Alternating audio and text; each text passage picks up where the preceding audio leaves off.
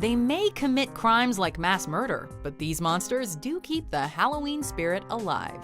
Welcome to WatchMojo.com, and today we're counting down our picks for the top 10 scariest horror movie villains.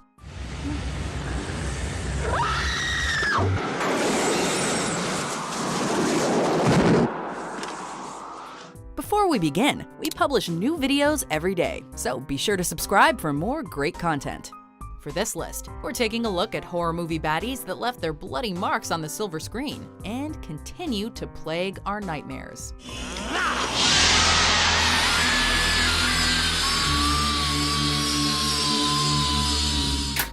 Number 10, the entity It Follows. It could look like someone you know, or it could be a stranger in a crowd. Sexual intercourse almost always equals death in horror movies, and It Follows puts a clever spin on this familiar trope. When college student Jay goes all the way with her boyfriend, they exchange more than just bodily fluids. Jay soon learns that her boyfriend has passed on to her a horrifyingly odd version of an STD, a mysterious supernatural entity that only she can see. Oh my God, please help me! This creature thing relentlessly follows Jay wherever she goes and won't stop until she's dead. Although the force walks at a leisurely pace, the fact that it can assume any form it wants leaves Jay on guard at all times. The entity will also have the audience looking over their shoulders as they walk out of the theater. Hello? Hello? Number 9, Chucky, the Child's Play franchise. Hello, Andy. Originally a human serial killer, Charles Lee Ray uses his last ounce of strength to transport his soul into a good guy doll. From there, Chucky makes a game out of murdering people, all while trying to gain a new human host.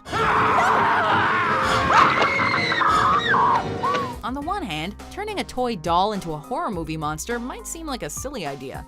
Then again, we've all come across dolls that just seem off, shedding unintentionally creepy vibes. Amazing, isn't it? Chucky is a possessed plaything that manages to find the right balance of both scary and self-aware. Once you've seen him, you'll never look at a Cabbage Patch Kid the same way again. Number 8, Regan MacNeil, also known as Pazuzu, the Exorcist franchise. When we first meet Regan MacNeil, she's a shy, seemingly normal 12-year-old girl. This makes her transformation all the more jarring, as the demon Pazuzu takes over her body. Where's Regan? In here with us. Between Linda Blair's haunting performance, Mercedes McCambridge's menacing voice, and Dick Smith's ghastly makeup effects, Regan set the standard for sinister little girls in film. You know what she did? Your canting daughter? When The Exorcist came out in 1973, she had audiences screaming in their seats and darting out of the theater. Decades later, Regan still curdles our blood with her spinning head, spider walk, and green vomit. Speaking of which, how many Best Picture nominees can you think of that were actually equipped with barf bags for viewers? The power of Christ compels you! The power of Christ compels you! Number 7, Candyman, the Candyman franchise. Be my victim. From his spine-chilling voice to his dominating demeanor, to the hook that stands in for his hand, Candyman is like something out of a classic campfire story. As far as Helen Lyle's concerned, though, Candyman is nothing more than an urban legend. Tonight our congregation shall witness a new miracle. She has no qualms about saying his name 5 times into a mirror, which will supposedly summon the fiend. As you might expect, she made a huge mistake.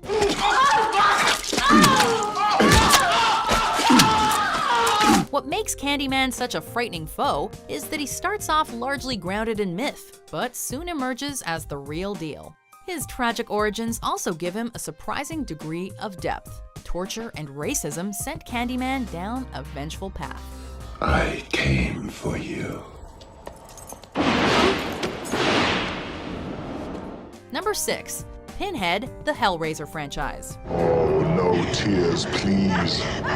It's a waste of good suffering. Ironically, the Cenobite leader isn't on screen for that long in the original Hellraiser. He's not even referred to as Pinhead, a name the makeup crew came up with. Nevertheless, this Hell Priest went on to become this franchise's mascot, and for good reason. His design is one of the most distinctive in the horror genre, looking like a heavy metal punk who got pierced by Satan himself. This isn't for your eyes. What's more, performer Doug Bradley brought an elegance to the role that just wasn't present in most slasher movie villains at the time. Director Clive Barker has cited Count Dracula as a key influence for Pinhead, and he definitely shares a similar chilling je ne sais quoi. We'll tear your soul apart. Number 5. Leatherface, the Texas Chainsaw Massacre franchise.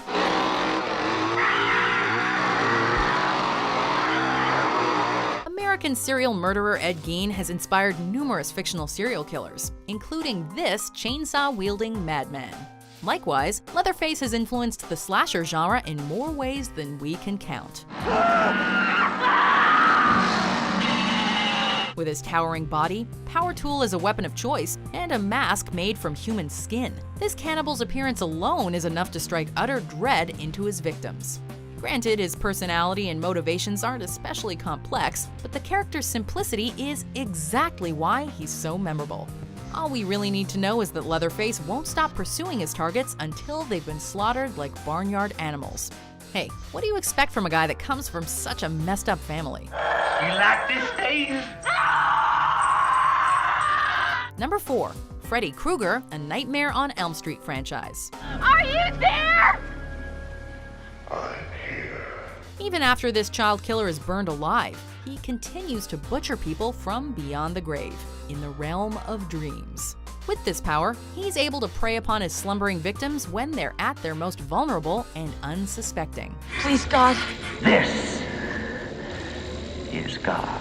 Whereas some slasher villains hide behind a mask, Freddy isn't afraid to show off his hideous face, along with his clawed glove, striped sweater, and brown fedora. Freddy isn't the silent type either, gleefully cracking jokes as he rips human beings apart. Fuck the prime time, bitch! In addition to having a way with one-liners, Freddy is also one of the most inventive villains in the history of horror, always coming up with fresh and creative ways to dispose of teenagers. Pick a pet for the rugrat, bitch. Number 3. It, also known as Pennywise the Dancing Clown, It. Hiya, Georgie. It's debatable who was the best Pennywise overall, Tim Curry or Bill Skarsgård.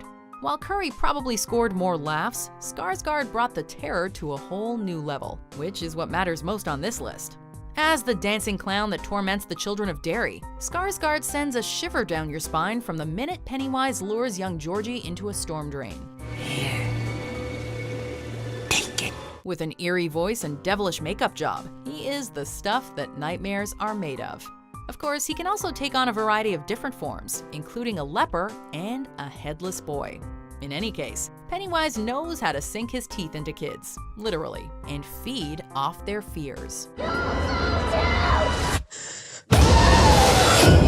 Number 2. Jason Voorhees, the Friday the 13th franchise.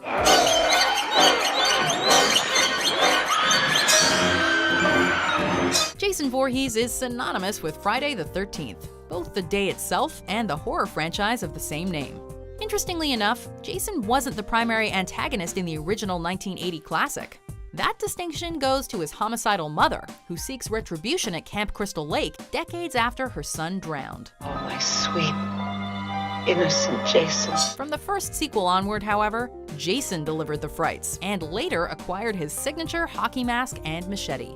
Like Leatherface, Jason can conjure so much terror even when given very little to work with, cementing his place as one of the all-time greats. He's one foe you wouldn't want to cross paths with in the woods, or on a space station for that matter.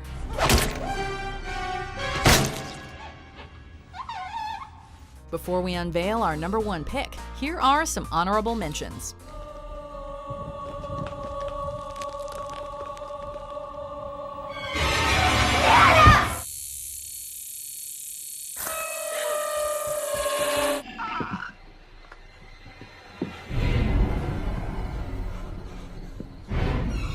Number 1. Michael Myers, the Halloween franchise. Michael! The original Halloween opens from Michael Myers' perspective as he stabs his older sister to death.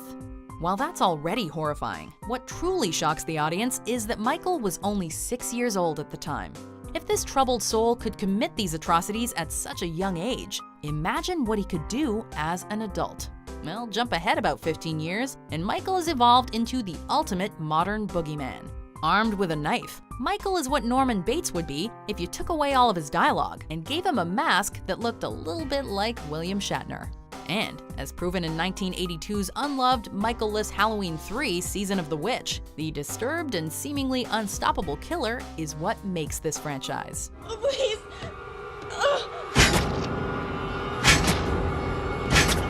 Do you agree with our picks? Check out these other great clips from WatchMojo and subscribe for new videos every day.